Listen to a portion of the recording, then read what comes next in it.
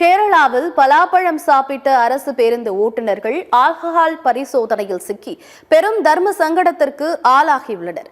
பத்தனம்திட்டா மாவட்டம் பந்தளத்தில் கேரள அரசின் போக்குவரத்து கழக பணிமனை உள்ளது. இங்கிருந்து பேருந்துகளை இயக்குவதற்கு முன்பாக ஓட்டுநர் நடத்துனர்களுக்கு வழக்கமான ஆல்கஹால் பரிசோதனை செய்யப்பட்டது.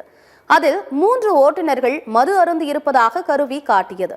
பரிசோதனை மீட்டரில் ஆல்கஹால் அளவு 0லிருந்து 10ஆக உயர்ந்திருந்தது. இதனால் அதிருப்தி அடைந்த பேருந்து ஓட்டுநர்கள் தாங்கள் மது அருந்தவில்லை என்றும் வேண்டுமென்றால் இரத்த பரிசோதனை செய்து கொள்ளுங்கள் என்று சவால் விடுத்தனர். அதில் ஒரு பேருந்து ஓட்டுநர் மட்டும் தனது வீட்டிலிருந்து பலாப்பழங்களை டிப்போவிற்கு கொண்டு வந்து சக ஊழியர்களுடன் பகிர்ந்து சாப்பிட்டதாக தெரிவித்தார். பலாப்பழங்களை சாப்பிட்டதாக கூறிய 3 ஊழியர்களிடம் எடுத்த பரிசோதனையில் மட்டுமே மது அருந்தியதாக முடிவுகள் வந்துள்ளன.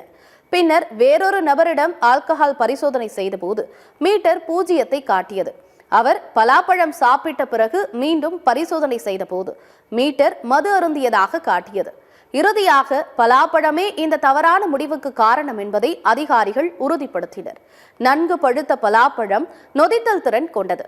அதை சாப்பிட்டதால் தான் இரத்தத்தில் ஆல்கஹால் அளவு அதிகமாக காட்டியது தெரியவந்தது. பலாப்பழம் மது பரிசோதனை முடிவுகளை பாதிக்கும் என்பது இந்த சம்பவத்தால் தெரியவந்துள்ளது.